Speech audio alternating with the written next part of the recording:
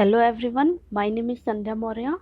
इस वाले वीडियो में हम लोग डिस्कस कर लेते हैं what are irrational numbers and how to locate irrational numbers on the number line.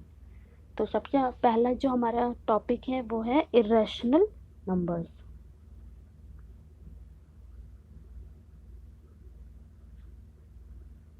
Irrational numbers, तो इर्रेशनल नंबर्स वो होते हैं जिनको p बाई क्यू के फॉर्म में नहीं लिखा जा सकता। तो डेफिनेशन देख लेते हैं। Irrational numbers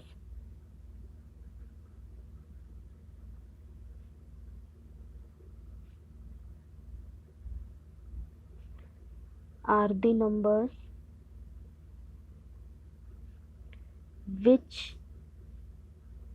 can not be written in form of p by q।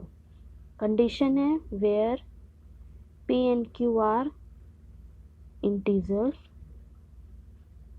and q is not equal to 0।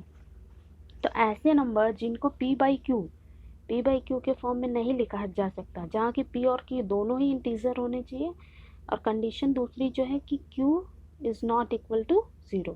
इसका मतलब q की वैल्यू 0 नहीं होनी चाहिए। ऐसे नंबर्स को हम बोलते हैं इर्रेशनल नंबर्स। अगर हम इसमें एग्जांपल्स की बात करें तो जितने भी अंडर रूट में नंबर होते हैं, अंडर रूट या फिर आप स्क्वायर रूट कह सकते हो, √2, √3, √4, सॉरी √4 का तो 2 आ जाएगा, तो वो तो हमारा जो है वो नेचुरल नंबर में आ जाएगा। तो यहाँ पे √5 हो जाएगा। और इसके अलावा पाई, ये √2, √3, √5, पाई, ये जितने भी नंबर्स हैं इन सबको क्या बोलते हैं? Are irrational numbers. Irrational numbers, तो ध्यान रखना जितने भी √2 वाले नंबर्स होंगे या फिर पाई होगा वो सारे ही क्या आ जाएंगे? Irrational numbers. अब इसके पहले हम लोगों ने रैशनल नंबर पढ़ा है और ये इर्रेशनल नंबर है। अगर हम दोनों का ही कलेक्शन कर दें, collection of rational numbers and irrational numbers, तो हम उसको बोलेंगे real numbers. Real numbers, real numbers जिसको रिप्रेजेंट किया जाता है कैपिटल आर से। तो रियल नंबर क्या है? Collection of rational and irrational numbers, इसके कलेक्शन को बोलते हैं रियल नंबर्स, जिसको रिप्रेजेंट किया जाता है आर से। और हम किसी भी रियल नंबर को लोकेट कर सकते हैं नंबर लाइन पे। तो आज हम लोग इस वीडियो में वही मेन हमारा है कि how to locate irrational numbers on the number line. तो इसको हम एक एग्जांपल से देख लेते हैं। एक क्वेश्चन ले लेते हैं, locate √2 on the number line. इसको कैसे लोकेट करेंगे? तो इसको लोकेट करने का सबसे आसान जो तरीका है वो ये है कि हम इसको पाइथागोरस थ्योरम से बनाते हैं। पाइथागोरस थ्योरम क्या होता है? पाइथागोरस थ्योरम अगर हम साइड में देख लें तो हम अगर एक राइट एंगल ट्रायंगल लेते हैं इस तरह का, यहाँ पे राइट एंगल ट्रायंगल है, किस पे? ये 90 डिग्री है, ये एक ट्रायंगल और ये 90 डिग्री है। तो अगर हम ये बोलें ये वाला बेस हो गया, ये वाला हाइट हो गया, ये हाइपोटेन्यूज, इसको अगर नाम दे दें ए बी सी, तो हमें पता है कि पाइथागोरस थ्योरम के according AC square is equal to AB square plus BC square होता है। ये हम सबको पता है। तो अगर हम AB की वैल्यू 1 ले लेते हैं और BC की वैल्यू भी 1 ले लेते हैं, तो AC का स्क्वायर क्या हो जाएगा? AC square is equal to AB square plus BC square.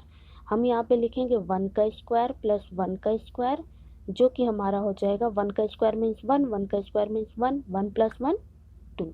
तो AC स्क्वायर की वैल्यू कितनी हो जाएगी? 2। तो AC की वैल्यू हो गई √2। इसका मतलब AC इज इक्वल टू कितना आ गया? √2।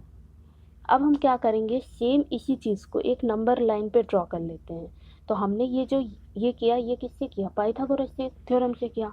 तो अब हम क्या करते हैं, ये तो हमें सिर्फ उसका था कि हमने इसको किस मेथड से सॉल्व किया, पाइथागोरस थ्योरम।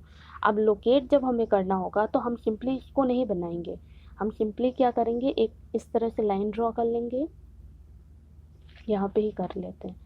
इस तरह से हमने एक लाइन बना ली स्केल से, यहाँ पे हमने ड्रॉ किया, ठीक है। इसमें हम इक्वल मार्क कर देंगे, हर जगह 1 सेंटीमीटर का बराबर पे मार्क कर देंगे।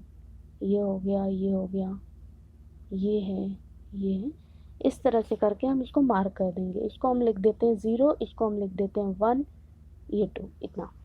अब यहाँ से 0 से लेके 1 तक, क्योंकि हमने स्केल से बनाया है तो ये कितना हो जाएगा, ये हो जाएगा हमारा 1 सेंटीमीटर। ये 1 सेंटीमीटर है, ये 0 है, तो हम क्या करते हैं, 1 जो हमने लिया है इसको हम लिख लेते हैं a। इसका मतलब 0 से लेके a तक की डिस्टेंस कितनी हो गई, 1 सेंटीमीटर।